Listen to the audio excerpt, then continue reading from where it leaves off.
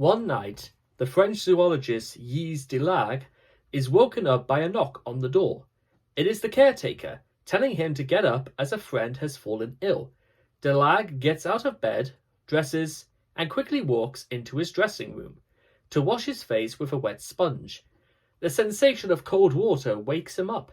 He is in fact lying in bed, undressed. There was no one knocking at the door. The whole experience had been a dream.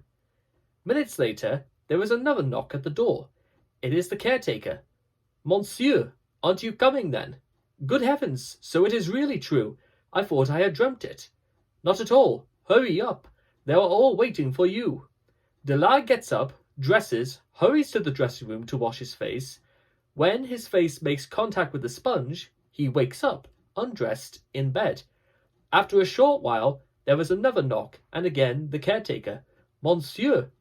The whole sequence, we are told, repeated itself 4 times before Delague finally wakes up in the real world. Delague experienced the unusual but not rare phenomenon of false awakening. He woke up into what he thought was the real world, only to realize that this too was a dream. Waking up again, it turns out that he is in a dream from which he has yet to awake. The number of layers dreamers go through before finally waking up can be quite, and those experiencing false awakenings often find the whole process very disturbing. There are 2 main reasons for this.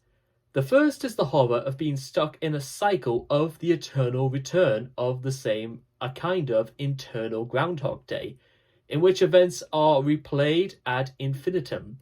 The second is the suspension false awakenings can give us concerning the reality of true awakenings. Awakening from one dream into another one level further down, felt completely real and convincing. So how do we know that the awakening we experienced this morning just before getting out of bed was a real awakening? How do you know that you didn't just wake up into another dream, one that contains all the experiences you are presently having, and that in a short while you will wake again, either into the waking world or into yet another dream? Contemplating the possibility that you are dreaming right now is certainly very perplexing. You might think that it is also exceedingly unlikely, something in the same ballpark as hitting the jackpot in a lottery or suddenly dropping dead. There are various things that are theoretically possible, even though their probability is very low, such as a monkey randomly hitting on a typewriter, writing out the complete works of Shakespeare, or the sudden disappearance of objects due to an effect called quantum tunneling.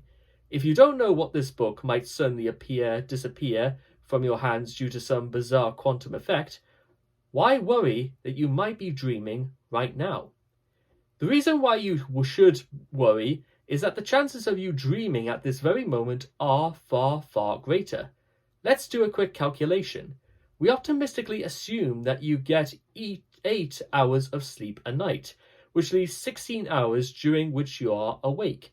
Sleep researchers have found out that there is a strong correlation between dreaming and being in so-called REM, rapid eye movement sleep. REM sleep is categorized by rapid movement of the eyeballs. The brain is highly active.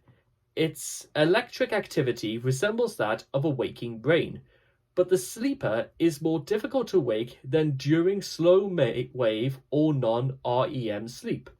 We know that the bit between 20 and 25% of our sleep is REM sleep. Taking the lower value and assuming that you are always only dream during REM sleep, this gives us 1.6 hours of dreaming every night, as there are therefore 1.6 hours of dream consciousness for every 16 hours of waking consciousness. This means that your chance of dreaming at any given moment is 1 in 10. This is quite a high probability.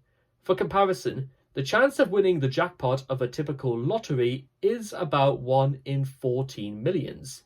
This means that if you bought a ticket every week, you would have 1 in average every 25,000 years. The chance of the author of this book dying in an accident within the next year is somewhat less than 1 in 2,500.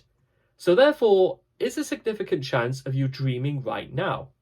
But does it matter? To be sure, we can't exclude the possibility that this is all a dream, but as long as it continues, it will not make the slightest difference to how we lead our lives. Even if the £5 note in my pocket is just dream money, and the strawberry cake I buy with it is only a dream cake, I can still have the sensation of eating the strawberry cake as a result. And what more can I want? Even if I am dreaming right now, I will still be able to plan my life. Cause will follow effect, and actions will have consequences. Of course, these consequences will just be dream consequences. But given that we assumed earlier that I would not be able to tell from the inside whether I am dreaming or not, why should I worry about this? The world of experiences is still the same, and this is all that counts, after all. And that, ladies and gentlemen, reading from Jan Westenhoff's Reality, his short introduction, is going to be my thought for the day. Let it be your thoughts, ladies and gentlemen, whether awake or asleep, in REM sleep, or utilizing dream consciousness. It is the here and the now that I speak before you. Thank you.